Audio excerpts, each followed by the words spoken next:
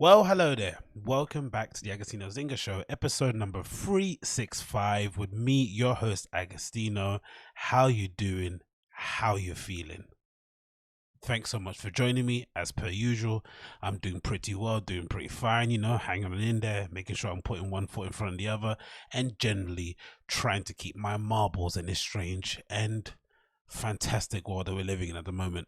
If it's your first time listening to this podcast or watching it via YouTube, make sure you smash that like button, hit subscribe, and leave me a comment down below.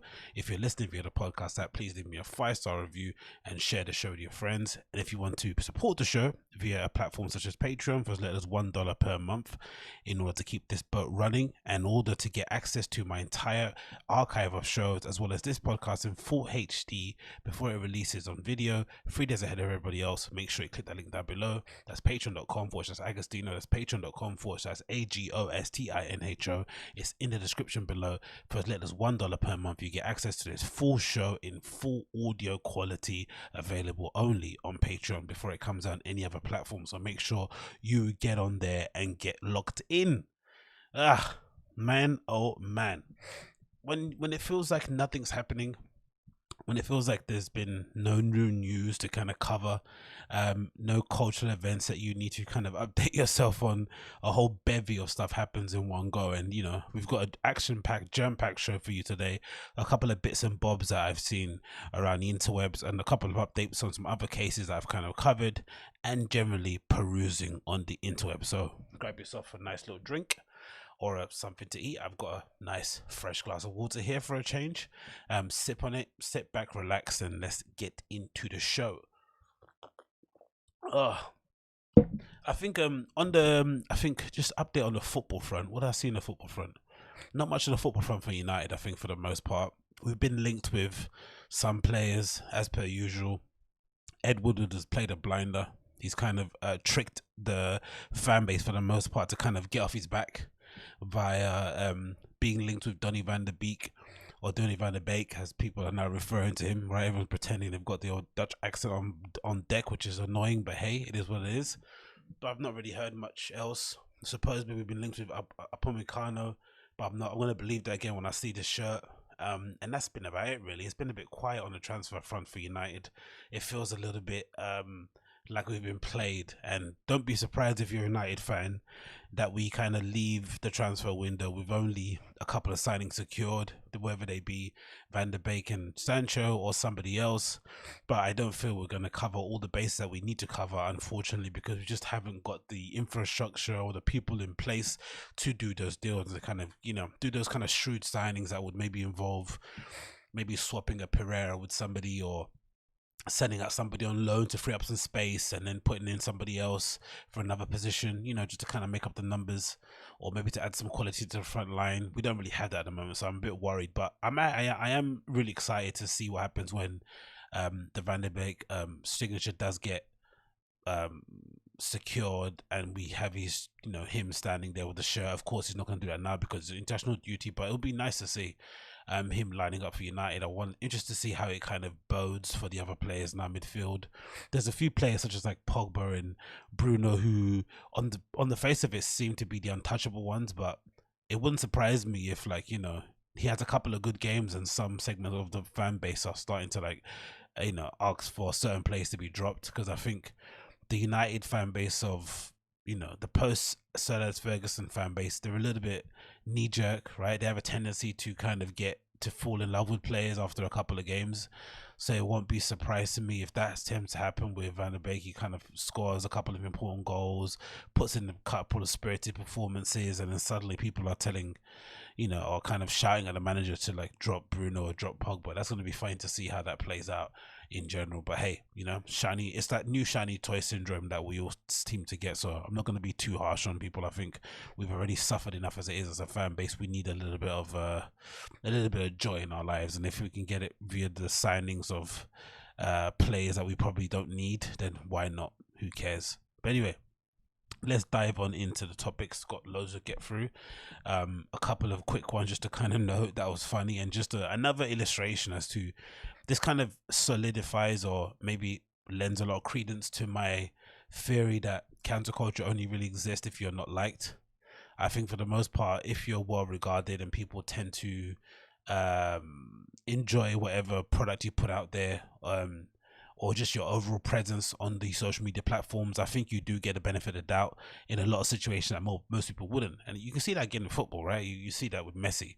Messi's going through a situation now at Barcelona where, for all intents and purposes, he's essentially going on strike. He's refusing to train. He's refusing to have his he's refusing to take a COVID-19 test in order to train for the first place. He's refusing to train anyway. He's essentially let the team know that he's not going to play for Barcelona again, and he's forcing the club to essentially sell him for free. And considering, if you've read Messi's story, as much as Messi's done for Barcelona, they've done even more so for him, right? Bringing him over, covering all his medical bills due to his health complications and all sorts of manner of stuff. And they've just essentially laid out the red carpet from ever since he arrived at Barcelona. So for him to suddenly now decide, hey, I want to leave, but leave under these circumstances, makes you think, Jesus Christ, this is a real scumbag move. But if you looked at the media, you wouldn't get that impression. You'd think, oh, it's just a guy that has given 20 years of service for a club that wants to go, and the club should kind of do right by him and let him go under any circumstances, which isn't the case really, right? Barcelona are business. They have money to make. They have shareholders to keep happy, and whatever. They're a business. They can't just allow one of their prime assets or their prime asset just walk out the door for free. But the reaction online, the reaction via the media, you'd be led to believe that Messi has done nothing wrong. And again, that's what I said. I think cancel culture does not apply if you're liked. And this is another good example of it. This is a story from Sky News or something that's kind of popped off on the timeline over the weekend. Apparently, Adele is being accused of cultural appropriation because she posted a picture of herself, kind of paying homage to Notting Hill Carnival, which of course was meant to be this weekend in the UK, or this past weekend, and unfortunately due to COVID-19 it has been postponed or cancelled until the new year. And it's a traditional knees up in the UK for the most part. Everyone tends to kind of put on their best Caribbean inspired outfit, or they tend to kind of let their guard down and allow some big burly black guy to rub their genitals, against their buttocks. But whatever it may be, everyone sort of bends a knee and kisses the ring in terms of acknowledging the influence of Caribbean culture within music and within culture, in itself within the UK. And it's not really a big deal. You see loads of girls with braids and hoop earrings and big boots and jean shorts, and for the most part, if that's what you do, if you're a Caucasian and you tend to have wide hips, or you have a bit of a two-step on you, or you tend to have some massive jugs and you want to get a bit of attention, Carnival's definitely a place for you to go to, because you're definitely going to bump into a couple of guys who kind of pride themselves on being able to take down the biggest, strongest Amazonian type Caucasian woman that they can find. And again, Adele's not that person because she's lost a ton of weight, so she's a bit of a skinny mini at the moment. But it's just funny to see how outsiders who not necessarily been to Notting Hill Carnival are seeing somebody that doesn't necessarily look black, donning black attire in their eyes and getting outraged by it. But it's also going to show that she's getting the benefit of the doubt because she's Adele and people tend to like her. If it was anybody else, imagine if this was Jamila Jamil or somebody that people don't like, or if this was, God forbid, this was Katie Hopkins, imagine the kind of the attacks that she'll be getting. So this is from Sky News. It says stars defend Adele against cultural appropriation claims after singer shares photo in Bantu knots. And she looks pretty scary here, isn't it? I don't know if she looks like she even wanted to take the picture. I'm not sure if this is a candid image or if it's just something that she was not expecting to take, or she's trying to take the piss. I don't know, but she doesn't look the most cute, I'd say, in this image here. But that's for another time. It says high profile black figures including Naomi Campbell and MP David Lammy. Oof, that's when you've definitely you're definitely friend of the blacks, in it, when you've got David Lammy and Naomi Campbell backing you, have defended Adele claims of cultural appropriation. The Tottenham-born singer attracted criticism from some fans after sharing a photo on Instagram showing her Jamaican flag bikini top and her hair in Bantu knots alongside the image, which was taken in the singer's Beverly Hills garden. She wrote, "Happy happy what could have been on your carnival, my beloved London, blah blah blah. And then David Lammy here saying poppycock, this humbug totally misses the point of Notting Hill Carnival and the tradition of dressing up or masquerade. Adele was born and raised in Tottenham. She gets it more than most. Thank you, Adele, for good the haters. I don't see what being born and bred in Tottenham has to do with putting on Bantu knots and wearing that. Because again, if this is that chicken shop girl, she'd be getting ripped to pieces, isn't it? And don't get me wrong, the chicken shop girl is a bit annoying and her show's dead in it, but let's be fair in it. Let's be fair. You're just saying this because you like the girl. In 2020 edition of the West London traditional celebration of the Caribbean and Black culture took place remotely for the first time in its 50-year history due to coronavirus, and Adele was clearly keen to celebrate from her home in LA. So this is in LA. Fair enough. But it was a 32-year-old star's decision to wear Bantu knots, an additional African hairstyle in which the hair is twisted into a series of small coiled buns that led some to denounce the singer's choice of costume. One Twitter user wrote, "In 2020 couldn't get any more bizarre. Adele's giving us Bantu knots and culture appropriation that nobody asked for. This officially marks all the top white women in pop as problematic. Hate to see it." Another said, "If you haven't quite understood cultural appropriation, look at Adele's last Instagram post. She should go to jail. No parole for this." Which, of course, I think that person's, being a bit, being a bit hyperbolic. That's kind of a Tim Dillon response, right? Jail, right? Throw them in jail. Throw away the key. Writing in the comment section of an Instagram post, a user said, "Bantu knots are not to be worn by white people in my context, period. My Bantu knots are not your culture," right? It's like that. Is it that was the one, right? With that Asian outfit in America, right? My dresses are not your Halloween costume. Like, this is absolutely, imagine, this is the capital R word in considering everything that we're going through as a society, right? Economically, personally, mentally, spiritually, for you to get your hair in a knot, right? No pun intended, over Adele wearing Bantu knots and a Jamaican bikini is really nuts, really nuts. And again, you'd have to justify it by saying she's from Tottenham and she puts gun fingers up when she argues. It's just whatever, innit? I couldn't give a toss. Ernest Owens is going again here, continues responding to the reports about the backlash. Labour MP Tottenham David Lammy wrote, of course, we saw that, commenting on the singer's Instagram original post. Supermodel Naomi Campbell, whose mother was born in Jamaica, commented with 2 love heart emojis and 2 pictures of the Jamaican flag. Look, I love Naomi Campbell, right? But are we really gonna, like, I don't know, the black experience is an interesting one, isn't it, right? Because if you're telling me that Naomi Campbell was anything in similar, has anything in common with your regular girl on road from Tottenham, then you are smoking something that I would like to have a puff on. Like, there's no relation to these people whatsoever, right? Apart from the skin color that they share. Don't get me wrong, the culture is rich. Notting Hill Carnival is something that's ingrained within British society. Forget even London, right? Especially when you consider the amount of Caribbean people that came to the UK, right? First immigrants, I think, for the most part, right? Or the first the first black people that arrived here in the UK. So their history here is rich. It's literally part of the fabric of Britain. But come on, man, like, Naomi Campbell is not the voice of the streets. Like, I love the woman, right? I love her Instagram videos, I love her YouTube channel, but she's not the voice of the streets. She really isn't. X Factor winner Alexander Burke also stuck up for Adele, telling the BBC Carnival tribute show, "Isn't Alexander Burke always complaining about her being treated badly because she has afro hair or something, and now she's sticking up for Adele?" It's like, you can't write this script, man. You really can't. When you like somebody, you just make all the excuses in the book. He says, "I see the pic. She looks hot. She's obviously been working on her body. That for me is a big deal. She's looking good." Okay, of course, you want that out. You want that single. You want that writing credit. Fair enough. As a Jamaican girl myself, my girl has grown up in black culture. People forget she's from Tottenham. People forget she's from Tottenham. So what, man? So bloody what? What is this about from Tottenham? Adele's like the what? Adele's like the singing version of Rachel Dolezal. So if Rachel Dolezal was from the hood, would it have made her better? Would it have made her kind of deception that more sweeter? Would it have made her deception that more believable?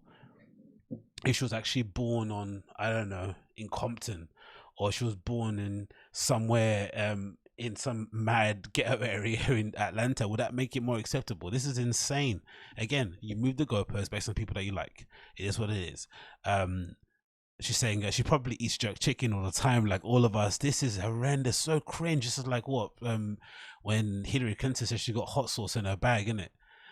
All I'm saying is, if this girl looked good, leave her, allow her, man. If Popcorn is going to endorse it and says, yes, my girl, you're wearing the flag and you're wearing it well, let her live. It's her best life. Let her live. Leave. We love Adele. Of course, we all love her, but I'm sure as shit, if we saw pictures of fucking Sam Smith frolicking around the beach somewhere wearing a really skimpy speeder with Jamaican flag emblazoned on it, covered in some sort of gold paint, people would be going nuts. And again, Popcorn endorsing it is what it is. Fair enough, you know what I mean. He's from Yard, so Popcorn says it goes, it goes. But this is just funny, the response. Many of the single celebrity friends also shared reports of Jamaican musician Popcorn shared the first emoji and love heart, and Westworld actress Tessa Thompson commented with a flame emoji. Guardians of the Galaxy star Zoe Salada wrote, "You might look right, home girl." US comedian Chelsea Handler said, "Oh yeah, baby." Honestly, the bar the bar of approval from fellow women on social media is so low. This picture, fair enough, maybe it's her just showing off her body, and she's obviously got good, you know, body fat, weight loss gains, but in terms of an image, it's not the most, you know, it's nothing to write home about. If this is the image you're going to get all happy about and say goals and flame emojis, at the bar for like getting any kind of approval uh from your fellow sisters in the industry is low as hell, isn't it? She didn't have to do much. She's got like a pair of what are they, like Lululemon pants, so she's, you know, she was obviously halfway through doing something else and decided to put on this outfit. It's not even like the final, it's not even a final reveal, right? It's like the kind of, you know, BTS shot, and people are already going crazy over it. It's really insane. Yeah, many fans also had positive words to say about her choices. One writing, "To all the ignorant non-Jamaicans dragging Adele, supporting Jamaican culture, sit down, you don't speak for us." Fair. We are proud of Adele, enough respect to her. Everyone is bloody. Who would have known this woman that sings about, you know, sings about heartbreak and how many times she said hello would be such a beloved figure within the black community. Another said, "How are non-Jamaicans getting mad at Adele when Jamaicans aren't even getting mad themselves? This is normal carnival attire. Let Adele sing. Hello, Pon the other side," which is funny. While the third commented, "I'm Jamaican. I don't mind this at all. We have bigger problems to worry about. The internet is a cesspool of people getting too much thoughts."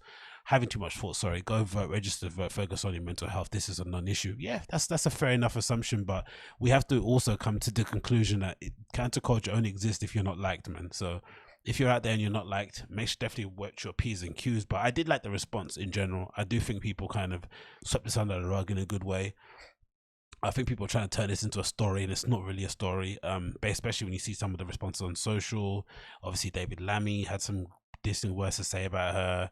This person said, "Dear Black Americans, we love Bantu Knot and don't think Jamaicans are complaining about the bikini. Deal with your insecurities and leave it alone," which is really true. Definitely did show us the disparity in terms of racial representation between, you know, people in Europe, I'd say, and then I guess black people within North America. There's a completely different way that how they view culture appropriation. Of course, they have, you know, especially based on their history of slavery, you can definitely understand why. And yeah, another person said, "Adele made in African hair. Africans are not angry. She wore Jamaican flag. Jamaicans are cool with it. I'd like to know who exactly gave AA people the right to be angry on behalf of every black person in the world," which is true. And again, goes to show the kind of chasm that exists between Africans and African Americans, right? There's a completely different experience that they go through, and just in general, you know, people kind of swept that under the rug. Another one here: Black Americans tried to cancel Adele for making an African hairstyle, and wearing Jamaican flag will forever be funny. While Africans are praising her and Jamaicans are happy she did it, these Black Americans are really starting to be bitter bullies, which I can definitely agree on. So yeah, what do you think, man? Is Adele culture appropriating? Is she no better than Nina Kravitz, Sam Divine, and all the other whiteys out there that have been putting on braids, Kim Kardashian, all that sort of malarkey? Or is she getting special dispensation because she's well liked and people, you know, tend to like her albums and like how she carries herself? Let me know in the comments below. What else is next here? Oh, we got this really eerie site I guess this is a Subway restaurant in Kenosha where all the riots are going down. It's all it's open, but it's just boarded up so they don't smash the windows and shit. But you can go and sit there and eat, and it looks bleak as hell. You know, it's a bit depressing anyway, because you know, I guess most of these franchises, even worldwide, all look the same, which is quite upsetting to see, right? There's no difference at all in what they look like. I guess maybe there might be some difference in some of the ingredients and stuff they use. I'm not too sure if that is actually the case. Sometimes I think it might be a placebo, or the fact that you're there, your brain probably tricks you that it's actually a better meal than what it actually is. But regardless, like, you know, it's a pretty sterile environment. It looks not dissimilar to a hospital, and then it's covered up with boards. It's just not the best eating experience you'd ever see, really, in it. And it kind of makes you question the person that would, number one, go and have a meal indoors during COVID-19, and secondly, would go have that meal in a Subway, especially in Kenosha. Like, it makes absolutely no sense in the midst of riots. It just doesn't make sense for you to do that. But hey, I guess if you want a Subway, if you want a foot long, you do what you have to do in that regard. And then there was this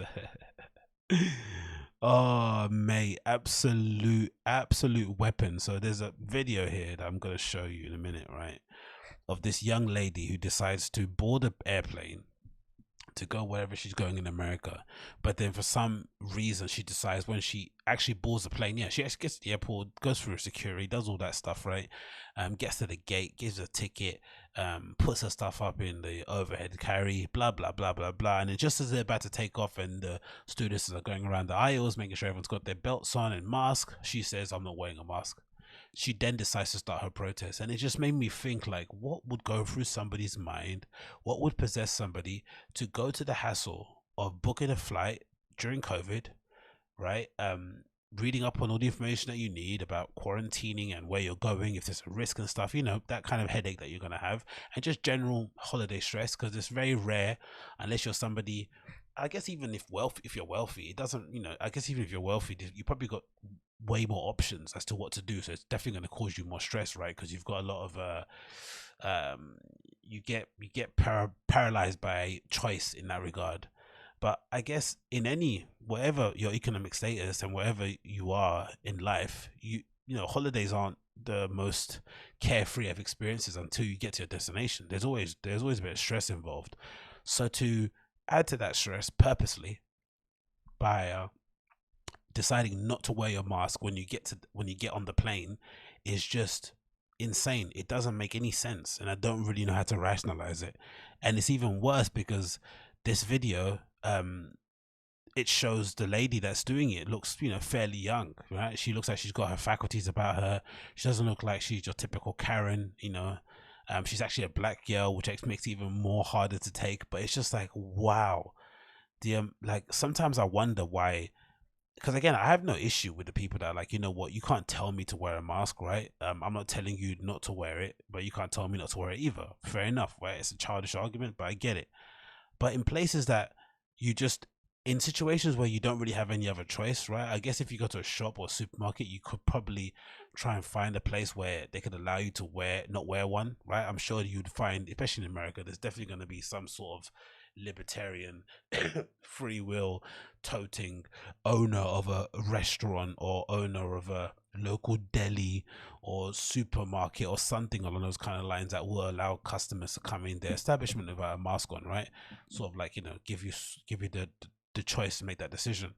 But in places where you can't, and places where you're given no option and they're kind of limited in terms of the options that you have, right? I would say, I don't know, airplanes, airports would be a good example. Any sort of public transport would be a good example. You're sort of limited by, you know, there's only one service, there's only one operator that's running that line in your city, and you just have to kind of comply or walk. It just beggars belief that you'd go through the entire hassle of going through an airport during COVID-19 and then decide when you get on a plane, no, I'm not going to wear a mask. And I'm going to play a bit of the video for you now, actually. Play. Good morning, ladies and gentlemen. We do apologize for the inconvenience. We're going to have to deplane the entire aircraft and then reboard. Did you hear that? They're going to have to deplane the entire aircraft because I guess she got warned several times, put a mask on, she didn't want to do it. And then I'm guessing because of the maybe the flight clearances and whatever it may be, air traffic control, they've got a certain window where a plane has to take off, and if it doesn't take off, they have to just deplane it, and then you have to just go on another flight, which is a completely different hassle in itself, isn't it? Once again, we do apologize for the inconvenience this morning. We ask that everyone please, Look at it, it's a young black girl. we're going to have to deplane the entire aircraft. Let her get off. She gets off.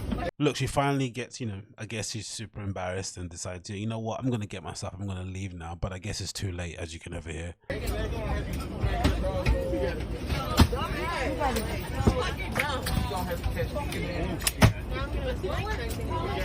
Y'all can just let me get out the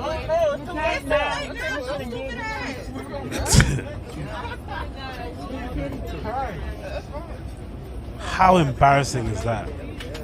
How embarrassing is that, man? Like, literally, it's just, I don't know, man. I really don't know.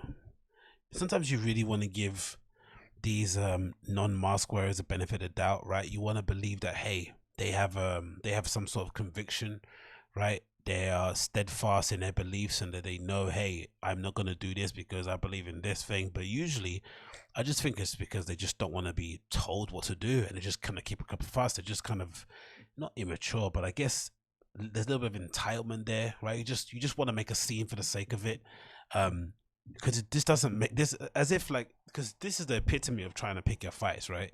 If you really want to make a stand and you really want to, kind of buck the trend, you would do it anywhere else but an airplane, right? Or an airline.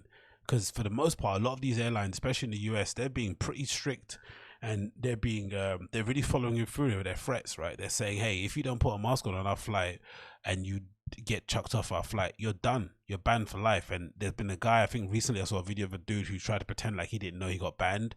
He rocked up to the airport and tried to buy a ticket, and it was like the computer rejected his application, rejected his money, right? Rejected his kind of his identification details. It said, nope, you're not flying on our airline anymore. So I'm sure these people see these videos and they see these clips circulating around social media, and they still make the decision to go there and try their luck. It's like, that's a bit, and I don't know, maybe because I guess flights within the States are cheap. I don't think they are. I don't think you're paying 20 quid to get to Texas and stuff. If you're from another state, it's still going to cost you a bit of money, and you just essentially flush that down the drain, because there's no way you're going to be able to get a refund or something because you decided not to put a mask on. That's not going to happen. I can only imagine the stress it's causing, man, especially for people that actually need to get to places as well. Like, just imagine. But hey, people out here are selfish with a capital S. Talking about selfish and talking about entitled, God almighty, are you following this Lionel Messi stuff? Are you following this Lionel Messi stuff? This is another instance of like people having their favorites and not willing to criticize their favorites or to call a spade a spade. Messi has essentially decided that he's had enough of playing for Barcelona. He wants to leave. He wants to go seek pastures new. And, that's not a bad thing. I think players, are within their rights to decide they want to go somewhere else and test their talents in another market. And I guess if you're Messi and you're looking at what Ronaldo has done since he's left United and won many other league titles and Champions League medals at other clubs, you look at yourself as Messi and say, you know what, that's one asterisk I got against my name, where I've essentially only played in teams where I've only essentially played in one team where it's essentially catered all around my strengths. So I need to test myself in another league, just at least one, just to give, just to kind of put that debate to bed if you really want to go down in the history books as the best ever, which I assume Messi would do. So he decides, hey, I want to leave now, especially off the back of, disappointing Champions League exit for Barcelona. But it's just the way it's transpired that's been surprising, right? For somebody that's been so well looked after by Barcelona, right? It's been a pretty good relationship for both. I think, the club has been able to sell, millions of dollars worth of jerseys, maybe close to the billions of his likeness and stuff. And obviously Messi's enjoyed having probably one of the best, well-run, well-supported clubs in the world, right? Being able to showcase his talents in one of the most beautiful stadiums in the world too, in Barcelona Stadium, and just generally being able to be in an environment that's essentially catered towards his strengths, right? Catered towards making him look good, which he don't get.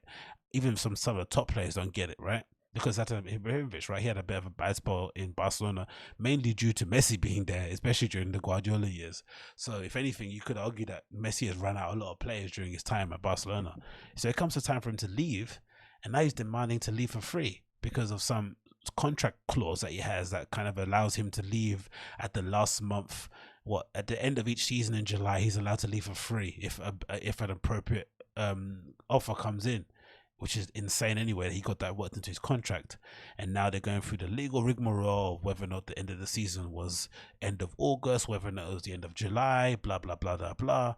And now, forget all that stuff. He's refusing to train. He's refusing to take a test.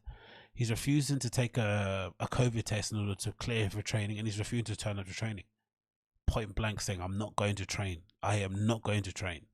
And it makes you wonder again, like if this would happen to any other player, if this was something that happened to Paul Pogba and Neymar, even during his time at Barcelona, Neymar got a bit of stick, and he again only went to leave to be his own man at PSG, right? And he was getting stick for that. So I can only imagine if this happened to other players who aren't as well liked, who are not kind of afforded the same luxuries as Messi has, which I understand in some regards because he's the best player in the world and will go down in history as maybe one of the best players of his generation. But still, you have to call a spade a spade. If you sign a contract knowing full well what the terms were, you can't go turn around and say, "Hey, I'm not going to play anymore." That's not how it works. And then you got fans out there saying, "Oh, they should just let Messi go because he's given them so much over the years." It's like, what kind of business are you guys running that you would allow one of your star assets, a person that's probably going to generate the most income you're ever going to receive from one player ever in your history, just to walk out the door for free? That's not sound business at all. Zero. And if Man City are even considering paying 700 million for him, which is the supposed fee, 700 mil with the option, of course, to then send him or then kind of take him in. It'll be, I think they said it through Duncan Castles, where the City group will buy him, which would then mean if he spends 2 to 3 years at Man City, he will automatically then get sold or kind of loaned now, or basically his registration will get passed over to the other team they have in the MLS, which would then go out to kind of ride out his career in America, in full glory, as much as he deserves to.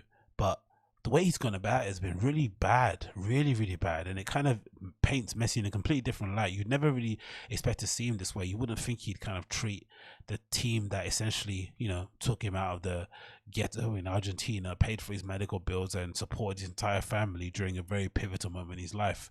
And now he's suddenly, turning around and saying, hey, which he has a reason to, I'm sure he's got his reasons where he says promises haven't been fulfilled, objectives haven't been met, blah, blah, blah, blah. But his influence, if you look at it from a Barcelona side, is obviously has gone way too far. They probably do need to rein it in some way, shape or form. And this might be the best time to do it. It's just, having to meet that asking price of 700 mil is just nuts. And if you're Man City, is that really worth it? Paying 700 million for Messi at the age of 32, 33 for 2 years? That doesn't seem like sound business sense to me. And again, it's not like you're paying, 200 million for him, 300, 400, 700 mil. It's just nuts. Unless this makes me also think that there might just be that much value in a player of somebody as Messi's quality and obvious talent and obviously his brand appeal. They could actually justify, that if they spent 700 million on Messi, that they would get that money back. They could legitimately justify that. And if that's true, it makes you wonder, like, are players getting underpaid? Especially the big ones. Are they really getting underpaid? Especially the ones that don't have any, who don't get paid on the back end, who don't have image rights or who don't get paid a proportion of their jersey sales. They might be getting shagged, if that's the case. If people can justify paying 700 million for Messi for 2 years, definitely football players get underpaid, for sure. It's considering what they bring in, right? Of course, people will say, hey, without the clubs, the players would exist. But some of these clubs, without the players, no one would give a shit. And Barcelona could probably legitimately think, you know what? If Messi leaves, who's going to be watching us? Like, internationally, not their own fan base. I'm sure they'll still be there. But internationally, part of the appeal is seeing these sort of maverick talents playing for those clubs. You only have to look at their history of Barcelona to see, from Ronaldo onwards, the amount of brilliant players even before that, right, with the Cruyffs and whatever they may be. Like, they need a star marquee person, and especially in this era of football, does that person exist at the moment? Does that next Neymar, Messi, Ronaldo, does that player even exist? I'm not too sure if they do. So it's a big risk on both sides. But I think if Messi's kind of throwing his toys at the pram in this way, refusing to train, refusing to take any tests, Barcelona owe it to themselves to be like, you know what, let's just cut our losses and move on, because this is like ridiculous. And anyone suggesting that Barcelona should let him go for free, you are smoking crack, mate. No way they should do that at all. No way whatsoever, in my opinion. Moving on in, what else we want to say here? Oh yeah, this is funny. Or not funny, not funny. This is a video from Fox 11. It says supposedly the LAPD is investigating an officer who let an apparent drunk driver stumble away from a car crash. And this is only funny because if ever there was an example of gross incompetence in the police, and also maybe an argument to be had for the difference in treatment when it comes to minorities and white people within America when it comes to dealing with the police, because there is a part of me that thinks if a black person was involved in a, you know, in a car crash in some way, shape or form, in LA, driving a pretty decent car, and they happen to be black or Mexican or whatever, or Hispanic, right? I don't think this would have occurred in this way. I don't think the LAPD or the officer would have kind of let the person just wander off the scene. Of course, I'm sure they probably ended up catching him later on, but this is grossly incompetent. So this is LAPD investigates officer who let an apparent drunk driver stumble away from the scene. It says Los Angeles Police Department has launched a personal investigation into the conduct of officers who let an apparent drunk driver stumble away from the scene of a car crash he caused in Los Feliz without a breathalyzer or any charges. Jesus Christ. And then it continues, says the department confirmed the investigation to Fox 11 on Monday. On August the 22nd, the suspected DUI driver crashed into several parked vehicles near the intersection of Hillhurst and Los Feliz, which is already horrible, right? People that drink drive nowadays are just the scummiest people in the world. I think they're the lowest form of scum that exists, putting everyone else's life at risk for a couple of drinks, especially in the era of Ubers and Lyft, and makes absolutely no sense whatsoever. I have no patience for that. It continues, said the video shot by the witness Katie Wicker shows a driver out of his vehicle stumbling around, barely able to keep himself standing up. Oh my gosh, he was completely intoxicated, Wicker said. I mean, everything that you learn about what drunk driving, what a drunk person is like, he showed every sign of that, from his slurring his words to not being able to stand up straight. He couldn't walk a straight line. So he was absolutely mashed. The man still had his keys and was trying to get back to his car despite the LAPD response. Wicker says she and others were stunned when police simply let the man go. Onlookers began questioning and yelling at the PD for letting him go. Tonight, the LAPD confirms they're investigating what happened and didn't happen during the incident. The department tells Fox 11 they've launched a personal investigation into the conduct of responding officers. Fox 11 spoke by phone with one of the women whose car was crashed into the driver. She tells us that she's considering suing both the driver and LAPD. Oh, she's going to get paid. She is going to get paid. So let's look at the video. Up above here, there's obviously the scene of the crash. There's a driver trying to pick up his keys in front of a Fed. I don't think in front of a normal person. Yeah, come on, dude. Where are the cops? Jesus Christ, man. He is absolutely wallowed. Look, police get there. He's trying to open the door. He's obviously drunk, right? You can obviously see he's smashed. He stumbles in there, tries to get something, which I'm not sure if he's meant to touch the car as well, because it's a scene of a car crash. Aren't you meant to protect the evidence? I don't know if that's a thing. But anyway, he's all over his own car. He closes the door. He's obviously smashed. Look, he can't even stand up straight. He falls over nearly. Oh my God. Yeah, it was insured as of yesterday, my first time driving. Jesus. Really? Yep. Jesus Christ. Yeah, I would not drive my car with a door like that. Because. Yeah. Thank you. So this is pretty much our information, and it's pretty much a radio call for a 4-vehicle traffic collision involving 3 parked vehicles. No injuries to any of you guys. Report. Look at him. He's still behind the back there. Open the door. Walking into it. What's he doing? Keep on calling them, okay? He's there bending over, sitting on the side of the porch. This guy is definitely drunk. This is And just today, insane. 3 cars. He just walked home. And the cops are letting him just walk away. Look at that. Green light, and he's not walking.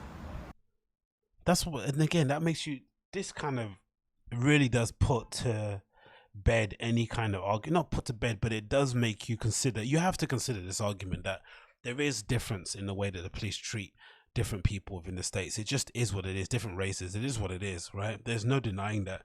And unfortunately, if you're a minority, you just have to mind your P's and Q's and try your best to be as cooperative and meek and submissive as you can. Because imagine if somebody, you know, if a kid with braids and some face tattoos did the same thing and was slurring their words, staggering around, reaching back into their car 7 million times to grab I don't know what, right? Screaming and hooting and hollering at passers-by. Like, he's clearly out of his face. And he somehow was able to like stumble around. I'm sure maybe they picked him up later on during the, like, you know, they were just talking and they didn't use them, weren't going to get too far. But this isn't good, man. This isn't good at all. Look at him. You're obviously He is intoxicated. absolutely walled.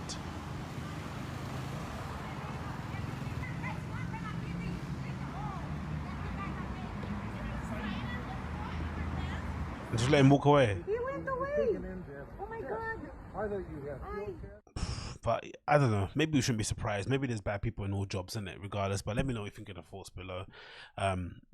Did the police? Was this a what? This oversight?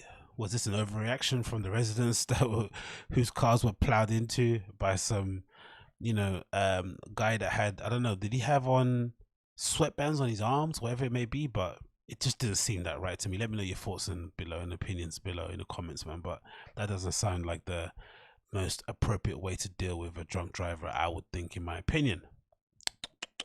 Then we have a little clip here of Kanye talking to Nick Cannon and telling him how he desires to wear Jordans again, even though he's signed to Adidas.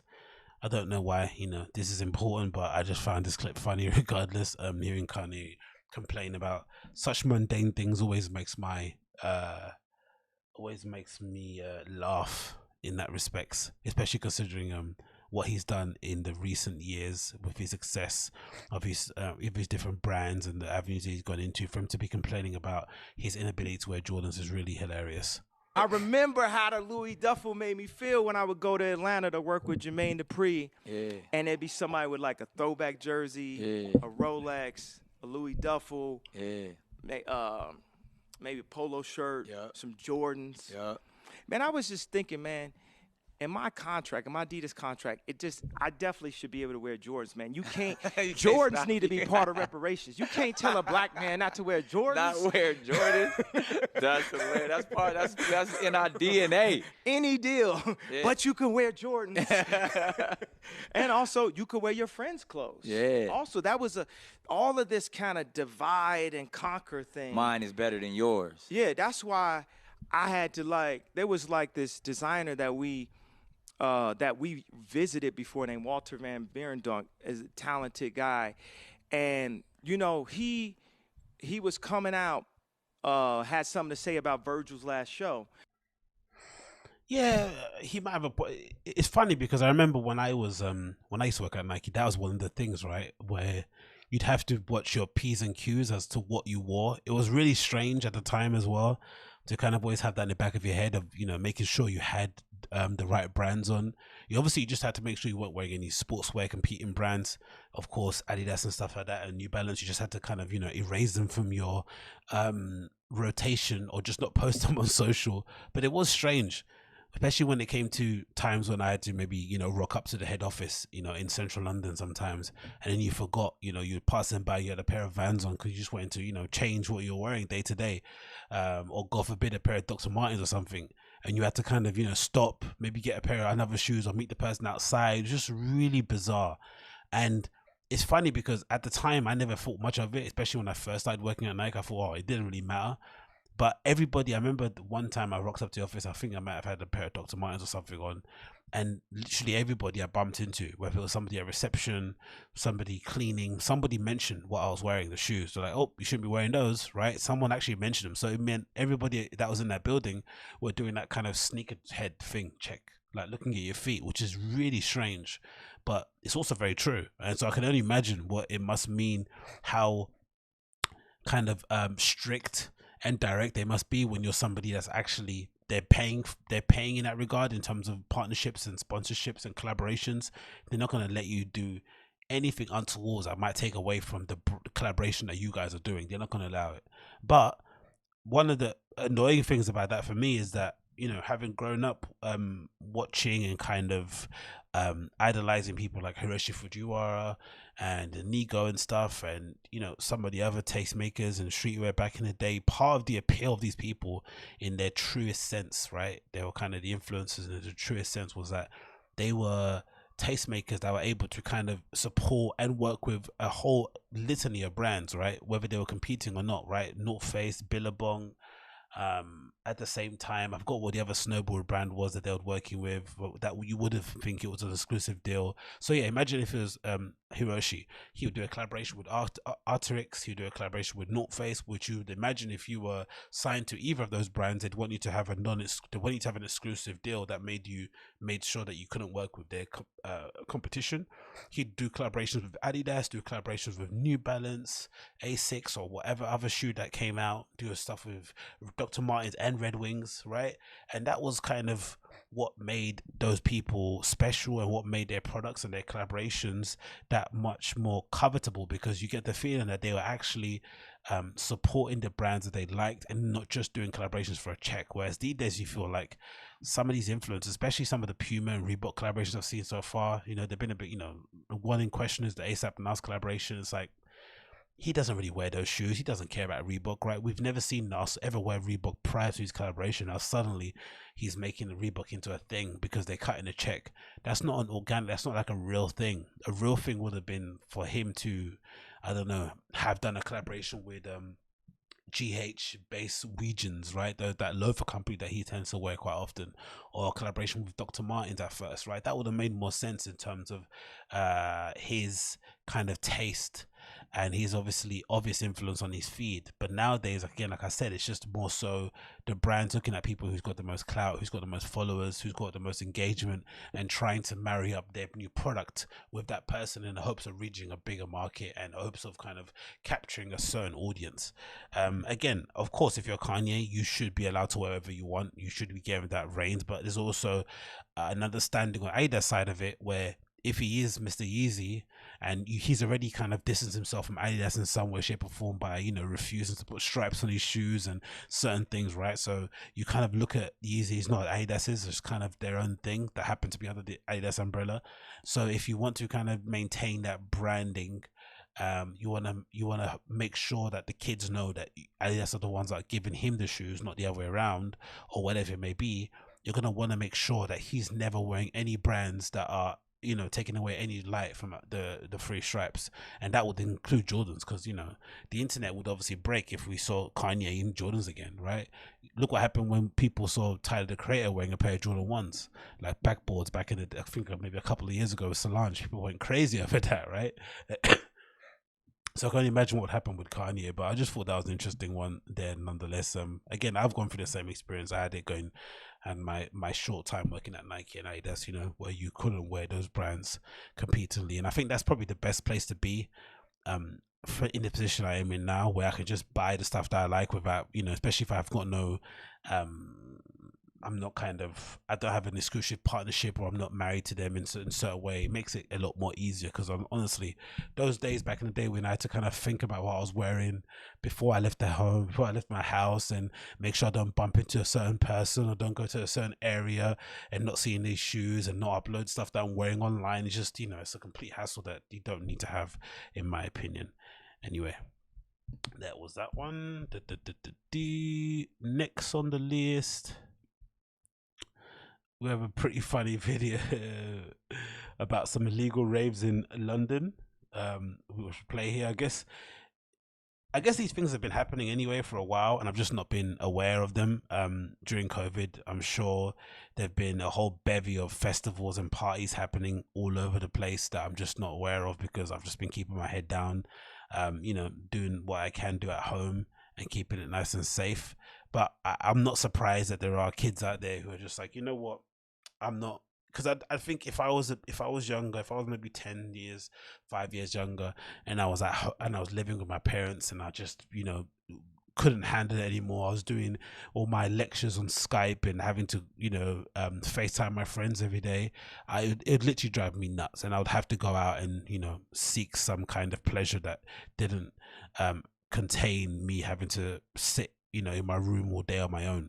That's not the vibe. So I think I would have done it too. But I think at this age that I'm at now, being an adult, being a grown up with my own responsibilities, I just can't take that risk. And it's not something that I'm willing to do. I'd much rather go when I feel like things are safe so I can really go and enjoy myself. But I understand that they are happening.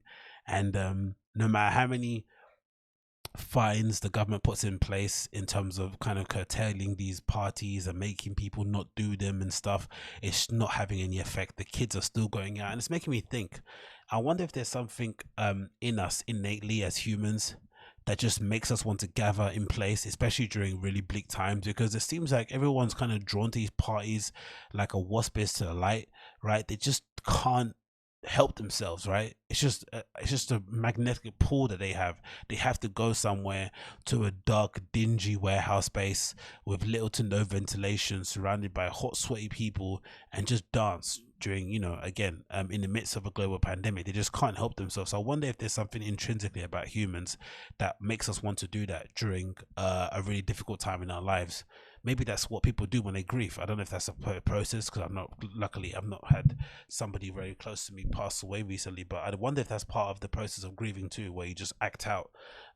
Maybe it happens in breakups as well, but it's really strange that during a pandemic there's been a real uptick in illegal events, when for the longest time in the UK, especially last year or maybe for a couple of years, there was a real slowdown in terms of the illegal warehouse parties. It came to a bit of a grinding halt, unfortunately. I went to quite a few before that, but a lot of them kind of stopped happening, and I guess maybe the appetite went, but suddenly now, because we're not allowed to go out, everyone's sort of turned into a party promoter and I put on events, and the BBC kind of covered it in this kind of funny video that I'm going to play a bit for you now. But our job was to provide a service to the people that no one else was providing a service to. This is an illegal underground COVID rave. These gatherings are often secretive and selective, and they're advertised on social media. The details are discussed on a private WhatsApp group. You have to pay £25 for the secret location. So that's what we did. We've been waiting. That is a hustle, isn't it? 25 quid to go to a warehouse rave in London that might get locked off in an hour. And if you know anything about warehouse raves in London, they are real luck of the draw. It's a real flip of a coin if you're going to get somewhere where you're partying with a promoter who's actually taking care of the space and, made all the necessary adjustments to make the sound good, away from noisy neighbors, away from kind of neighbors so you won't get, noise complaints, and just generally does a good job, and just somebody that decides to just rock up with one of those sort of like active monitor speakers and plug in their phone.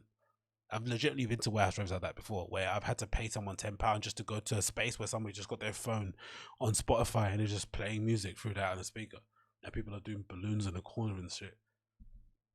It's an all day for the location. It's finally been released.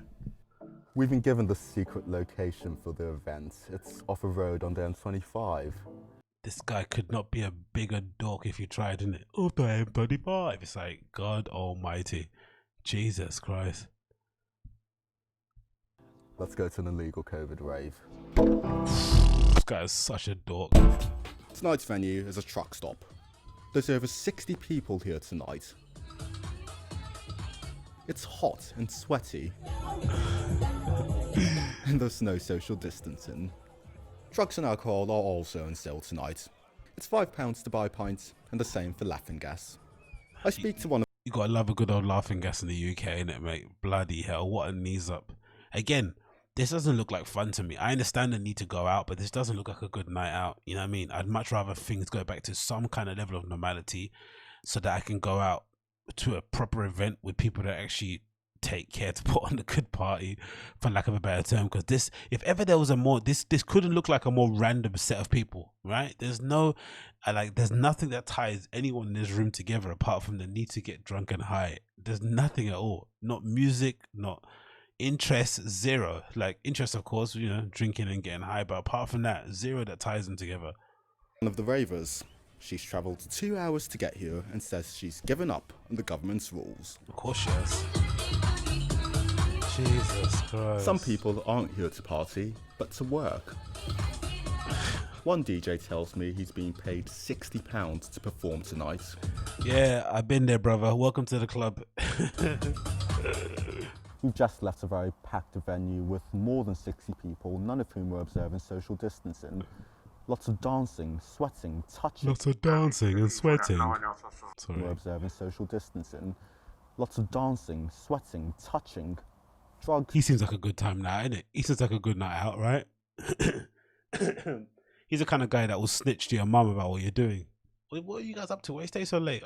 Sorry, auntie, we were out dancing, sweating, drinking, doing loads of drugs.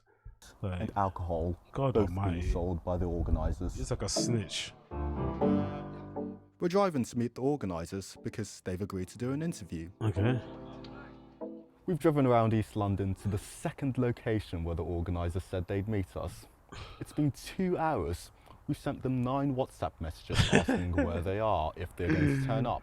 They blocked us. The next day we got a call from one of the organisers telling us that the planned interview was actually a setup. He agreed to FaceTime, but wanted to remain anonymous. I just don't think it's safe for you guys at the moment. There's been a few talks of people getting approached in an aggressive manner, should I say. So you guys got to keep yourselves safe. The government's guidelines, laws say mass gatherings like yours aren't allowed. What's your response to that?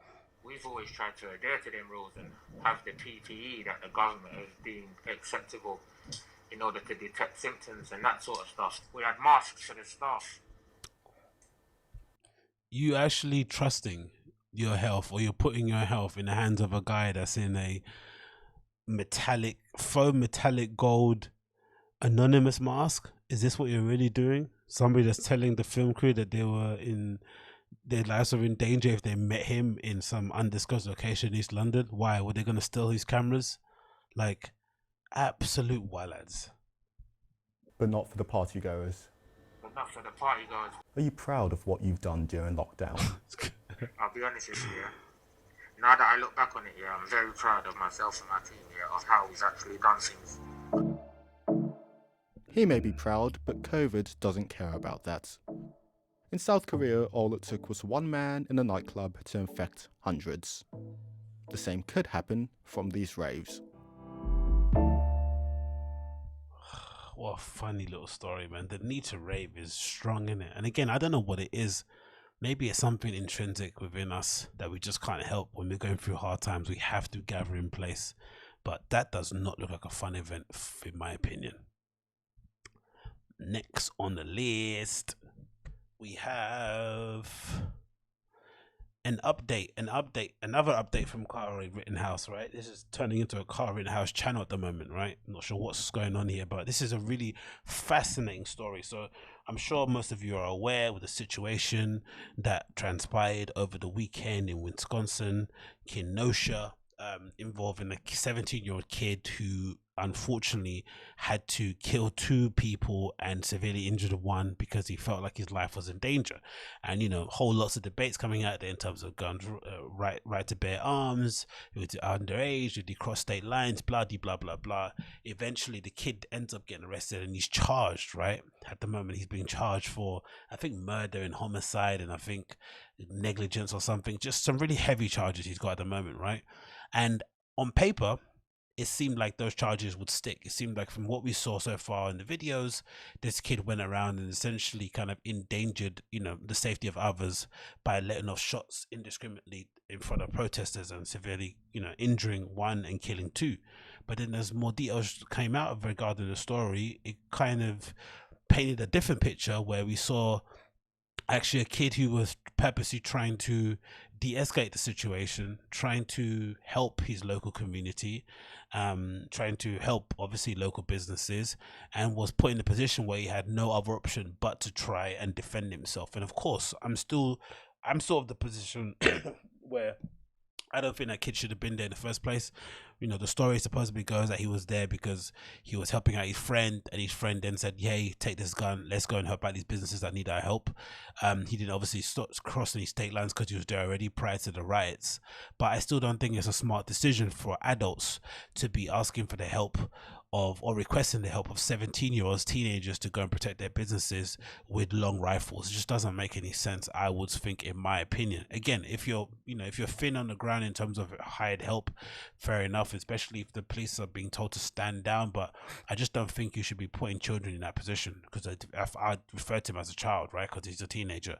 But of course, his side of the story there's some relevance to it, right? If you look at the video, it does appear as if the first guy that goes to try and tackle him, the Winebacker guy, I think the dude who basically said the N-word earlier on in the videos that we saw on social media, it appears as if the person behind him had a gun and he was trying to fire shots off at Kyle Rittenhouse. He then reacts to that, and he doesn't know who has the gun or who doesn't have the gun, so he has to kind of nullify that target. It happens to be the first dude who hits him over the bag, and then of course it escalates to what we see later on with him scrambling on the floor and then fatally shooting one person, injuring the other.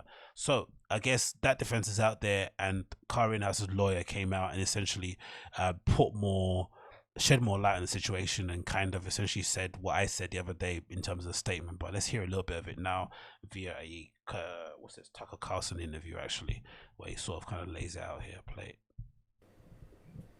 A 17-year-old called Kyle Rittenhouse has been charged with 2 counts of first-degree murder for shootings that took place in Kenosha, Wisconsin recently. There's a lot of confusion about what exactly happened, but in at least 2 of the shootings, video shows Rittenhouse running away, being attacked, and then firing. What does this add up to? Well, some on the left don't want to know. Antifa, according to accounts online, is trying to figure out what cell Rittenhouse is being held in, presumably so they can kill him. That's insane. So what's the state of the case? What will Rittenhouse's lawyers argue when it does go to court? To find out, we're speaking tonight to John Pierce. He's representing Kyle Rittenhouse. He's from the firm Pierce Bainbridge, and we're happy to have him on tonight. Mr. Pierce, thanks so much for coming on. So, hi, Tucker. Thank you so much for having us to get the true story out of what happened in Kenosha that night. Well, I'm eager to know, because this is one of those stories that obviously has intense partisan interest, and there's a lot of confusing video. But what is, broadly speaking, the defense that you will mount on behalf of Kyle Rittenhouse? This is 100% self-defense, Tucker. Kyle, he's a good kid. He's a lifeguard. Kenosha was burning down. Actually, when he got done with work that day, he went to the high school with some friends to try to remove some graffiti. So he was working there. He was obviously didn't cross state lines. So all that stuff you heard earlier via certain outlets in the press makes you think. I wonder if they were purposely trying to paint him out to be this kind of rogue white nationalist, or whether they just kind of believed what they read online based on some of the information of people that were maybe on the ground who were purposely sort of trying to mislead and point people in the wrong direction. I'm not too sure, but the more you read into it, the more it just seems like this kid's a bit of a dork. He's maybe a little bit of a do-gooder in terms of, because I don't know, if this is me and I'm 17 and I live locally, the last thing I'm doing is bearing arms and trying to protect businesses that I don't own or do have no attachment to myself or my family. It makes absolutely zero sense. But this is the guy that he is. He's obviously somebody that's infatuated with the police. He's not infatuated, but he has an interest in being a police officer. I think he's in the cadets. So he obviously takes pride in the idea of looking after his local community. He has that kind of civic duty, that civic pride, and maybe it's more mature. Maybe he's a more mature person than I am, right? Because even in this age that I'm in now, I still wouldn't go out there and defend businesses that aren't mine just for the sake of, just because I happen to live in that community. That I don't think isn't my place. I think that's the place of the police and the governments to kind of come in and maintain law and order. But I do understand if you live there and you're already suffering the ill effects of COVID-19, you're already suffering the ill effects of a dwindling economy, and your own prospects are going down the drain. You are not going to be happy when you see your local community going up in flames, regardless of what the issue is. You're just not going to stand for it. You really aren't going to stand for it. It's just unfortunate it happens to be a kid that's 17, full of life, you know, very, I'm assuming, you know, is very much married to his ideology or whatever that may be, right? Especially at that age, you're kind of forming your personality based on the things that you kind of believe and see via media in some way, shape or form. So he's rock hard, not rock hard to take that back. So he's steadfast in his impression of how he should go about protecting his local community and a place and a position that he kind of plays in, I would imagine. After that, they got a call from a local business person who owns 3 businesses in downtown Kenosha. 2 of those 3 businesses had been burnt to the ground, and this business owner simply wanted to desperately protect what was left of his life's work, so he asked for help. Shouldn't he be calling the police? Kyle and his friends decided that nobody was doing anything to protect that community. Okay, fair enough. And they decided that they would answer that call and help to protect that business. Kyle actually took a first aid kit downtown because he was concerned that there would be wounded protesters downtown. And in fact, he took a firearm because Kenosha had become a war zone. Any sensible person would take that. And him and his friends stayed on the premises and protected that property. And then some events started to unfold whereby he was trying to treat medically wounded protesters, and ultimately he got trapped out on the street, out in the open, because the riot police had moved. And of course, this is his lawyer, so of course he's going to paint it in a certain way. But I'm still not sure why he should, should there be some blame placed on the business owner that decided to enlist the help of a group of teenagers armed with long guns to protect his businesses? Shouldn't have he done it himself? Maybe he's incapable of doing so and he's an older gentleman, but requesting the help of teenagers to come and protect your businesses and knowing what may transpire is just really reckless and really kind of the opposite of what an adult should be doing, right? In that position. I don't know. It's a bit bizarre for me in that way. It kind of reminds me of, in a really base, kind of, the worst analogy or worst example ever, but it reminds me back in the day when my mum sometimes would want, imagine if your parents wanted to go park in a shopping mall car park and there was no spaces, and suddenly there was a space, they'll make you run out and go stand in the space, right, so you can hold it. And the idea was that because you're a kid, no one's gonna go and kind of ram you out of the space, right? They're gonna be like, oh, as a child, and they're gonna let you kind of get off it, but you're gonna have to face the embarrassment, or you're gonna have to just withstand the abuse that you're gonna get for the 15 to 50 seconds or whatever, and it gets before your parents get there with a car. It was always super embarrassing, but again, it's not good parenting, right? Sending your kid out to go and hold a parking lot space in the hopes that they cross paths with a reasonable adult that doesn't, turn them into bloody tarmac paint isn't the best idea. Neither is kind of requesting the help of teenagers to come and protect your businesses. The line far enough down that they were between himself and that premises. So I have read that he brought a firearm as a juvenile, 17, across state lines. A lot of people. That is incorrect. That's incorrect. Tell us where the gun came from. That is incorrect. That is incorrect. That firearm never crossed state lines. That is a legal firearm in the state of Wisconsin. Wisconsin is an open carry state. That charge is incorrect as a matter of state law. As a 17-year-old, he was legally entitled to have that firearm in his possession. Moreover, we are going to be arguing that the Second Amendment and Title 10, Section 246 of the United States Code renders that charge, and any ordinance that charge would be based on blatantly unconstitutional under these circumstances. Right. Okay, so he didn't cross over state lines, right? That was one of the charges. But the odd thing I'm trying to understand, so you're allowed to have a gun in this state, right? Cool. But does that mean you can just have one? So if I happen to be, I guess because he's born there, maybe that's one of the stipulations. You have to be born in that state in order to get it. But if somebody's got one that they own legally, if your friend has one legally and they give it to you, you're allowed to just walk around with that. even though it's not yours. It's not registered to you. It's registered to your friend. And what, are you not meant to get a permit yourself to carry a gun in the first place?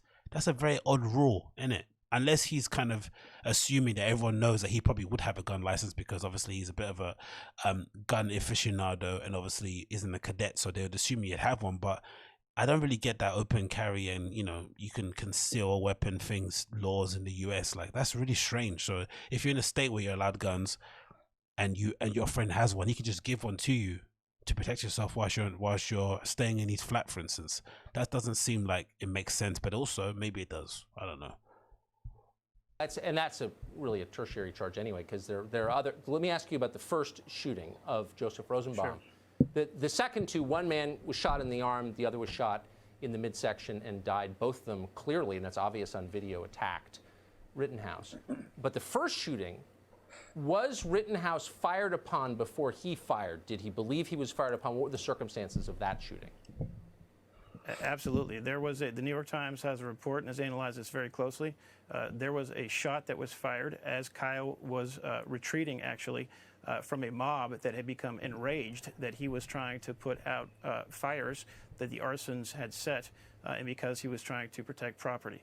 The mob became enraged. They began screaming that Kyle needed to be killed, and they were going to kill him. They started relentlessly hunting him as prey as he ran down the street, calm down, mate. To retreat. As he ran out of room to retreat, a shot was fired from behind him. The New York Times has clearly shown that.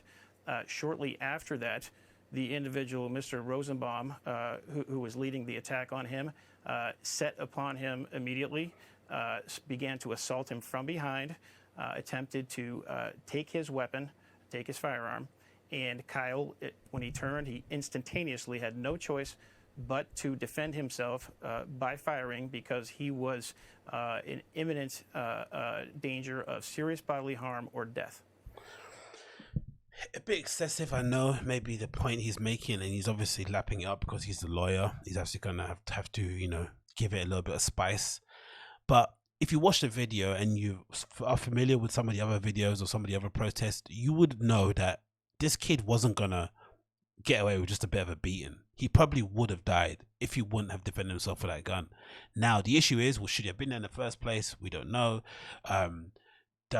Should you be shooting somebody because they're trying to hit over the head of a skateboard? I'm not too sure if that's an appropriate defense. Maybe it is, especially if you're in an open carry state. That probably is the whole point of having a gun in the first place, defending yourself, right? In that regard, because who knows, if you get hit with the trucks on the side of your head, you know, it could be lights out for you, right? Like, skateboards are no jokes. Getting hit with a skateboard is no joke. Getting hit with any object over your head is no joke, regardless. But it's just unfortunate in all intents purposes, man. Do you know what I mean? I guess in some respects, you have to say the kid is a good shot, because he shot 3 people that were trying to hurt him. I think he missed with the first guy, the black dude. Unfortunately, he actually missed shooting that dude, which probably would have made bigger headlines, unfortunately, too, knowing the current state in the US. I think there was a guy who kind of tried to stomp on him with boots and jeans on. I think that kid missed, and he missed shooting him or didn't shoot him on purpose. I'm not too sure what happened there, but bloody hell, man, he managed to somehow take out 2 people and severely injure one that actually had the gun in his hand whilst being on the floor, or the other one, especially minus the first one. But God almighty, man, the kid's a bit of a savage with a gun in his hand. Like, maybe there's an actual avenue for him somewhere away from this. But yeah, I can't see those charges sticking, man. I really can't. I think the DA or the district attorney really spunked their load on that one. They acted too quickly. They were probably too desperate to appease the local community, who are probably begging for blood and asking to defund the police and all this sort of malarkey. And they just tried to pin him on charges that didn't make any sense, especially if they knew there was more information to come out. I don't understand, because usually they try and pin the charges on somebody that they think that they can get a conviction from, right? They're not going to just throw any charges at you for the sake of it to appease an audience or a crowd. They're going to try and prepare as best a prosecution as they can against you. So just to kind of, you know, label this kid a murderer, when you look at the video evidence of this situation, especially if you take out all the context and, you know, take out all the other whataboutisms and what ifs and stuff about whether or not you should be there, and just look at the cold hard facts of it. He was about to be assaulted by a mob, right? They were trying to come after him. They were trying to take his weapon, which is obviously a no-no, and obviously a sign that they were trying to cause some kind of grievous bodily harm to him. You don't just take someone's weapon and then beat them up, right? I don't expect that to happen. So he's well within his rights to defend himself, especially if he has a gun and he knows how to use it. And in general, you have to kind of think to yourself, like, you know, like, it doesn't really make much sense to charge this guy with murder. Like, how can you convict him of murder when it clearly gets shown that he's defending himself? It's going to really be a difficult one for the DA to move forward with. But again, if they don't move forward for it, just imagine the riots. So it's two things. They could either drop the charges or lessen the charge or work out a deal, or they could go forward with the case, let it play out how it must, and then hope that if they go, because what they could do is that they could let it all play out, hope that Biden wins during the time, and then by the time the trial gets dropped, everyone's kind of forgotten about it because Trump is out of office, who everyone hates, right? They could do that. Or they could let it play out and then Trump does win, yeah, and the case does get dropped, and everyone then reacts off that and just gets even more angry and more enraged, because it seems like any instance of any kind of altercation between the police and minorities within the US, especially now in this current racial climate in the States, it seems like it's just going to cause a reaction, some sort of riot. I think I read the other day there was riots in LA, I think today, based upon something that happened there. There's always kind of a reaction that happens. So again, man, like, sympathy for everybody involved, especially the local community having to kind of reel and deal from all of this, the kid himself, the family members of the victims, and just in general, it's a really, really messy story. But it's just a shame that no one wants to report this in the most honest way possible and really start asking some real hard-hitting questions as to why lawlessness was allowed to get this far, where kind of teenagers were requested to render support to local businesses because they felt like they had no other option, right? And really try and kind of put those people and kind of force them to answer for their crimes, because effectively the local governors and mayors are the ones that are responsible for this, and for a large part maybe Trump as well, right, for kind of allowing this mess to continue and not kind of stamping his foot down and really trying to maintain some kind of semblance of law and order. Now you're in a position where two sides of the aisle are essentially pointing guns at each other and willing to fire. It's just a very terrible state of affairs. It doesn't seem like it's going to end very soon. But yeah, that was the update on that one. Next on the list,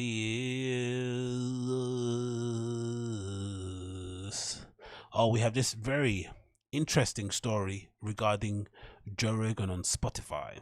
So I guess news has I guess, as you guys know, Joe Rogan signed a $100 million licensing deal, a multi-year deal with Spotify a few weeks ago, or a couple of months ago. And of course, the switchover was the 1st of September, which was a few days ago. And the idea is that Spotify basically licensed Joe Rogan podcast exclusively on Spotify, where they're going to debut the vodcasts they have, which are essentially their video podcasts on their platform, and they're going to have an exclusive license deal to only release the show via Spotify. And I guess when Joe kind of announced that deal, he kind of maintained that the only thing that will change would be the platform. They would have no influence on, the creative direction of the show in terms of the guests they get on or he gets on and stuff. It would just be same old show, doing it his way, just on Spotify. And of course, the added layer to it was that he was moving to Texas, of course, for a reason unbeknown to the public, maybe due to taxes, whatever it may be, but just for another change. That would obviously lend itself to the narrative as well. But now that it's kind of debuted on Spotify, people have noticed that some of the more controversial and interesting guests on the show had disappeared from the library entirely, which has made people question whether or not Joe sold out, whether or not he's kind of going against his anti-censorship stance on things, and just people have a lot of questions in general regarding everything that's happening with this situation. I myself don't really mind, I think if he has sold out, I think he's earned the right to. I'm still a big fan of the show, regardless of that extent. But this is an article here from MSN. It says the following: Joe Rogan debuts on Spotify with the most controversial episodes missing. Joe Rogan made his debut on Spotify on Tuesday, but apparently not all the podcast episodes made a cut. It says several past episodes from the controversial guest are notably absent from the new Joe Rogan Experience channel, including interviews with conspiracy theorist Alex Jones and David Seaman. Right-wing figures such as Owen Benjamin, Milo Yiannopoulos, Gavin McGuinness, Charles C. Johnson, and Sargon of Akkad, and comedian Chris D'Elia, who was recently accused of sexual impropriety, and a few vanished guests were more perplexing, such as the pop activist Tommy Chung. Rogan fans wondered online whether Spotify refused to allow certain episodes, or if Rogan himself decided to trim the archive of his most frequently criticized content, or if this was some sort of oddly specific temporary oversight. A representative of the Spotify and Rogan did not return a request for comment, and Rogan's Twitter feed was silent on the matter. Michaela Peterson, daughter of controversial professor and public speaker Jordan Peterson, slammed the move. She said, okay, getting demonetized by YouTube is one thing. At least they didn't shut down my channel. However, this is completely different. Spotify is not uploading select Joe Rogan episodes, including my episode. And it continues as Spotify reportedly paid more than $100 million to Law, the country's most popular podcast, exclusive to the streaming service. The Spotify-based shows launched with a marathon 5-hour interview with the comedian Duncan Trussell, but the missing episodes were not addressed.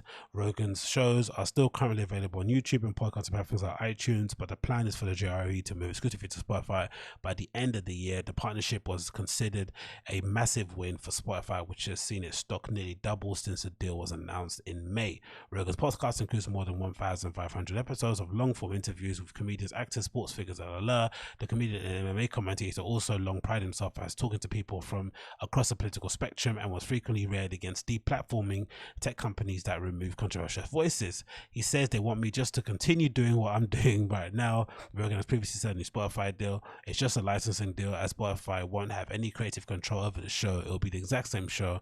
We're going to be working with the same crew doing the exact same show. I don't know, man. I don't know if it's true or not. I don't know if this is just like a temporary thing because they're migrating all the shows over. I know when I had to change my podcasting RSS provider, whatever platform that I was using, it took a while for stuff to kind of migrate over, so that might be the case. And I only have 300 plus episodes, pales into comparison with Joe that has nearly 1,500, so that might be the case. Or it just might be the case where he's just in a position now where he has to kind of choose his battles, and maybe having people like Milo and Sargon of Akkad on these archive lists of stuff might not be the best way forward for him. Like, unfortunately, we are living in a world where most of these tech platforms, these DSPs, these streaming platforms are quite left-leaning in their politics. They do kind of buckle to the pressure of well-meaning social justice warriors who kind of feel as if the voices that Joe Rogan has on his podcasts are damaging, and they promote hate speech and all this sort of stuff. So I get it from the big tech platforms' point of view, that they just want to avoid any kind of drama, and any kind of show that does bring that drama or is kind of bringing untoward attention towards them, they're going to cut them as soon as possible, because they're in it for the long game. They have investors, people they have to look after and stuff. I understand the kind of weird deal they're having to make there, but I guess in terms of Rogan's position, if you're a fan of his, it probably is going to sting a bit, because he is Mr. Anti-censorship. He is somebody that's kind of rallied against the idea that these tech companies are essentially taking away the ability of certain people to have a voice in the public square. I think of somebody like a Katie Hopkins, who's a pretty deplorable person, but like removing her from Twitter and essentially not giving her an option to say any of her kind of ludicrously crazy things is really a net negative for society, because eventually those same people that take away her ability to speak will also come after other people who they don't agree with, and that might be somebody that same thing would happen to Alex Jones, right? At one point, Alex Jones was the biggest podcaster or the biggest kind of person on YouTube, and then suddenly over in a concentrated effort, maybe over, was it a couple of days or something, that suddenly one tech platform decided to take away his ability to stream or use their platform, and suddenly all of the others followed in suit, and now he's essentially been left to only stream on his own platform, and I'm sure he's even run into issues in that respect too. So it's not necessarily the right way to go about things, in my opinion. I still think you should allow these freaks and wacko jobs to say what they want to say in the public square, and it's up to the public to decide whether or not they're going to pay them any mind. I think this idea of silencing voices and taking them out of the public conversation does the complete opposite.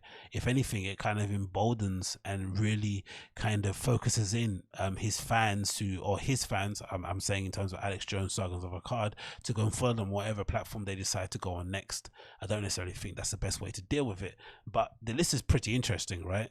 Itself. Someone put the list here on Twitter. So this is a guy, Nathan Bernard, said Joe Rogan's podcast moves quickly to Spotify for signing a $100 million deal, and his fans are not happy about what episodes are being left behind during the transition. So this is the full list of so far people have kind of put together via the Jerry podcast, I think subreddit, sorry. So let's go through them in terms of, you know, offensiveness. I guess you got Owen Smith here, who, that's an odd one, right? He's a pretty chill stand-up comedian who Joe kind of really likes. The Chris D'Elia situation is interesting because of course he's been accused of what he's been accused of, but there's also this idea that, what is there a rule now that if a past Joe Rogan guest has an allegation against them, they have to take down the episode and not have it available for streaming platforms? Does that mean when Neil deGrasse Tyson was going through his issues where he was accused of something untowards with women, they didn't remove his episodes on there, right? That didn't really happen. So that's a really strange one, because I'm sure you could go through the list of past Jerry guests and come across some people who have some unsavory allegations next to their names, right? Michael Shermer, again, that's a weird one.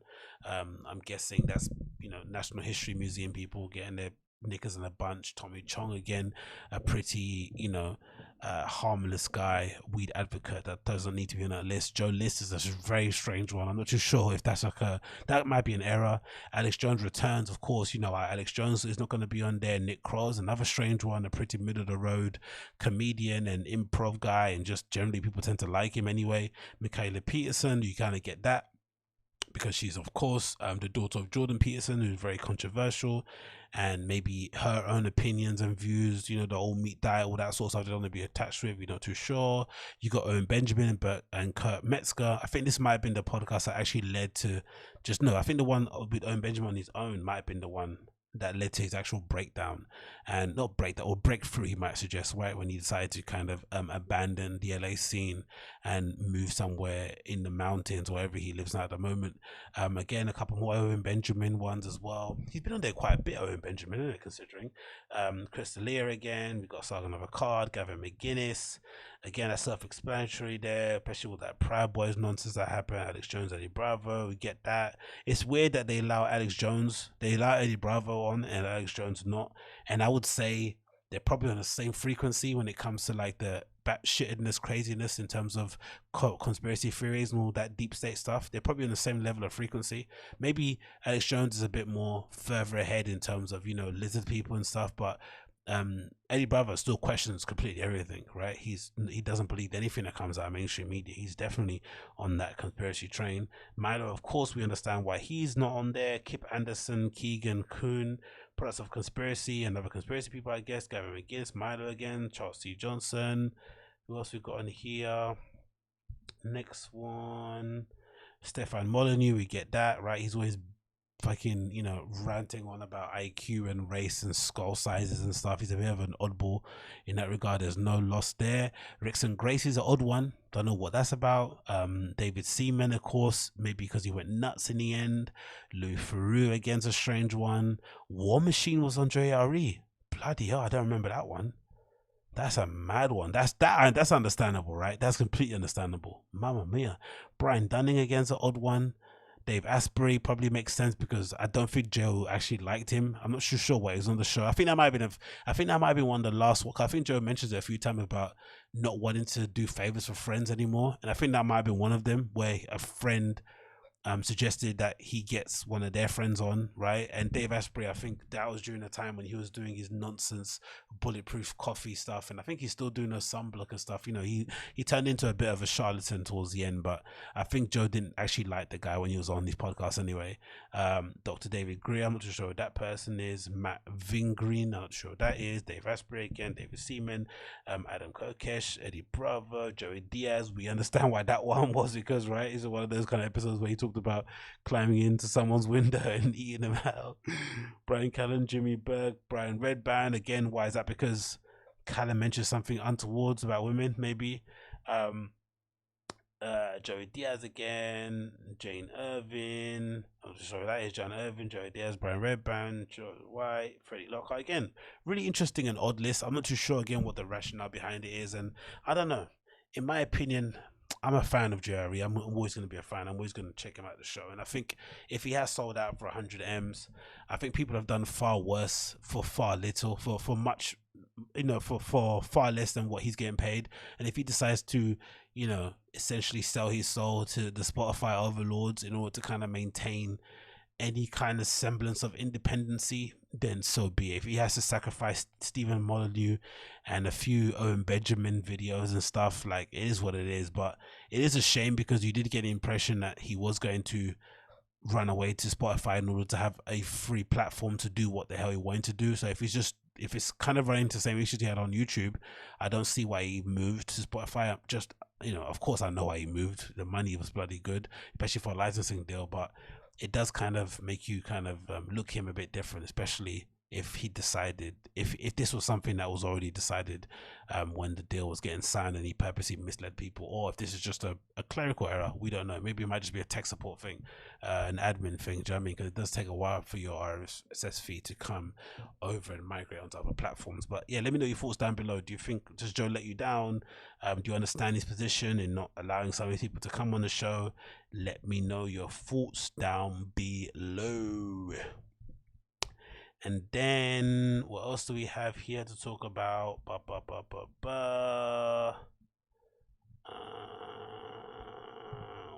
do we have to talk about? Oh yeah, this is a quite interesting one, right? So we have this interesting interview where Ari Shaffir essentially expands on some of his impressions regarding the LA comedy scene and gives some of his thoughts regarding some of the recent allegations against some of the people within their local community. And it marries up a lot with what I've kind of spoke about in terms of some of the allegations against Chris D'Elia and how some of his friends dealt with it, as per the stuff against Brian Callen. And again, no one is condoning their crimes. If they did what they're accused of, I think everybody would be understandable of their friends kind of backing away and distancing themselves from them. But I think it's the nature in which some of their friends allegedly, or supposed friends, distance themselves from Chris and Brian. It makes you think, what, these LA comedians or that kind of clique of people at the Comedy Store, they're not really friends. They try and pretend like they are on podcasts and give people the impression that they're independent free spirits who kind of do what they want and aren't controlled by Hollywood. But in the end, when it came to opportunity, or when the moment arose for each of them to essentially earn their coin as friends, they decided to not do so, and essentially threw their friend of more, or their kind of industry acquaintance of more than 10 plus years under the bus in the hopes of maintaining their own relevancy in their position within Hollywood. And I guess it's been recognized by people on the East Coast who have essentially been ragging on these LA guys for a while now. And Ari Shaffir kind of touches on that here during his interview with Jim Norton and Sam Roberts. I'm going to play for you now. I think it's at 2 minutes, 2 hours 10. So I'm over here. Bear with me as I get the clip. Where is it? Boom, bang, boom. 10. I think it's around here, isn't it? Right there. Yeah. Okay, let's play it now. I appreciate you cut that out. I was talking to you. I forgot I was being recorded, actually. But do you like that when you do stuff like that, it becomes this thing? Cause comedian podcasts now, all the comedians, it's gone from just comics talking to other comics to comics talking about what's going on in comedy. So the Ari doses Bert story became the thing that all the comedy podcasts had to take a stance on. Dude, okay, that's a fun one, right? That's obviously a fun one. What is happening to our world where we gotta weigh in on our fucking friends without even fucking talking to them first? Where we gotta say, oh, hey, you're going through some life fucking changing thing. where you're being accused of this or this or this. Let me throw my 2 cents in and throw my fucking friend under the bus. The whole LA comedy scene is a fucking suck fest. A fucking bunch of disloyal suckers. Fuck those people. I'm glad that whole thing is breaking up. Everybody leave. LA deserves none of it. Yeah, it is. And he's obviously being a bit hyperbolic, but there is some truth to it, right? Because I think that was the issue, especially with the Brian Callen and Brendan crying one, right? Especially when they were sobbing and crying about it, and they were like, "Oh, we haven't even spoken to him. We don't know where he is. We haven't toured with him. We don't know his last name. We've never hung out with him for more than an hour on the show. Outside of it, we don't hang out. We don't tour." It was like, what? Like, fair enough, the accusations when they first dropped were quite serious, right? Well, we got the impression that this guy was a nonce. We were like, no way, Chris is not a nonce. Fair enough, right? They dropped first, but we're allowed to have knee-jerk reactions. You and I, right? The viewing public, we're allowed to kind of throw him under the bus, write him off, say it's over, call him a nonce, right? You know, whatever. We're allowed to do that because we don't know the guy, right? This is all just entertainment. This is wrestling to us. But if you're his actual friend, you owe the guy a phone call, a text message, a voice note, something, right? Like, hey, are you okay? Is this stuff true? Do you need some help? Should I come over? Like, don't do anything stupid. I don't know, something, right? Instead of they kind of internalized it all, sat on their phones for a bit and decided to put on the cameras and start sobbing.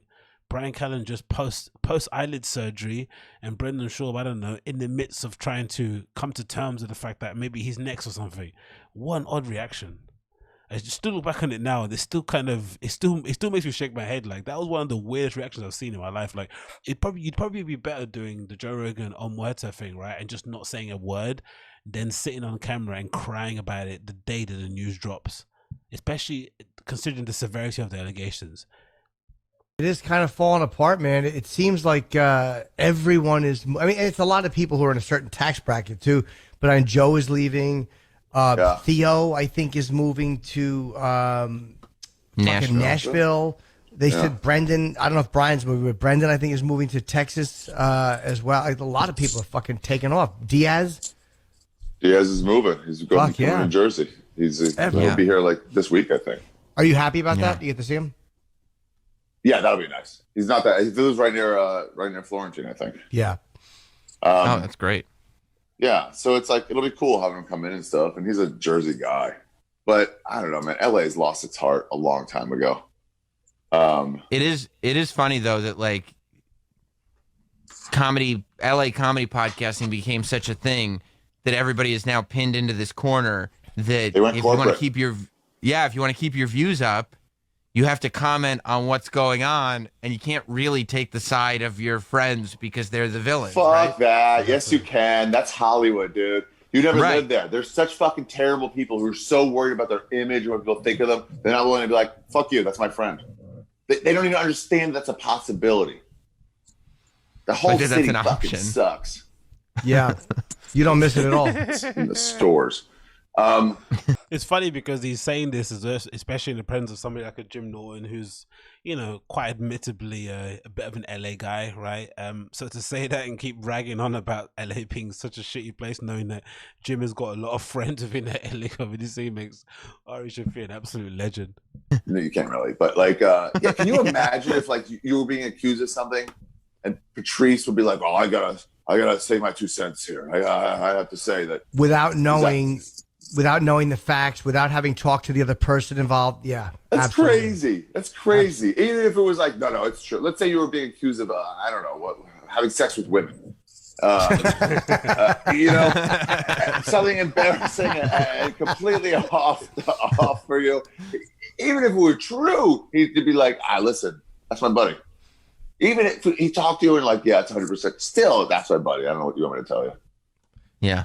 Yeah. You would have liked that to have been the response. You would have assumed that would have been the response with some of them. But again, you know, I guess sometimes when you get involved in Hollywood and you get, you know, you get invited into certain rooms, you hang around with certain individuals, you get sold a dream by your agents that you could be the next this and that. It's hard to then to suddenly kind of it's hard to kind of put all that stuff in jeopardy for the sake of somebody that you don't really know that well. I definitely understand the logic of, you know, throwing your friends under the bus, but I just couldn't do it if that was me personally. I understand for them doing it, you know, I get it. They want to, you know, self-preservation, all that malarkey. There's not many opportunities in Hollywood, they would imagine. So I guess there is a lot of opportunities, but I guess if you're in that kind of crab in a barrel, poverty, sort of like scarcity mindset, you would think, hey, I've just about got in the door myself. I'm not going to let this chance go, especially off the back of this, you know, such serious allegations. So I get it, but it would have just been nice to have seen a little bit more of collective unity and more of a kind of unwed silence amongst the friends, so they could kind of all help each other out, because eventually look what happened, you know, eventually cancel culture mob essentially came after Callan. They were going to, you know, they tried to take out Joey Diaz, but the church fought back, which was great to see. They were coming after literally everybody. They were looking for all the skeletons in everybody's closets to take them out. So it's not as if, you know, staying quiet and not saying anything or throwing your friend on the bus did anything for anyone's popularity or did anything for anyone's image. If anything, it probably caused more division, right? You got Amy Schumer out there purposely, you know, putting her flag in the ground and saying, you know, I'm with Hollywood, fuck you comedians. You've got Whitney Cummings essentially deciding to, you know, throw Chris under the bus, who she worked with a lot recently, and, you know, essentially kind of iced him out in that regard. You don't know what she's doing privately, but for the most part it looks like she has. So it has kind of affected them badly, right? You got Brendan Schaub on his side, who's now having to do a show with Josh Wolf, who I like, but, you know, the reaction from that show hasn't been good. It's probably been very, very poorly received by most of the fans, especially the fans that are actually riding with them. They've not really liked it. And then you've got Brian Callen somewhere doing a podcast with, you know, Sam Tripoli on a wobbly table. It's just, you know, it's kind of ended really badly for everybody by all intents and purposes. So maybe the right decision would have been to stick with your friends, because in the end, no one really won except the house, innit? No one really won except the house. Anyway, that has been the Agostinho Zinga Show, episode number 365. Thanks so much for tuning in as per usual. It's been a pleasure to have your company. If it's your first time listening via the podcast app, please make sure you share that show with your friends, download it and all that good malarkey. Leave me a review. That'll be nicely welcomed, or that'll be very well welcomed, or whatever that phrase is. If it's your first time watching via YouTube, please make sure you smash like, hit subscribe, and leave me a comment in the below description. Let me know what you think of the show.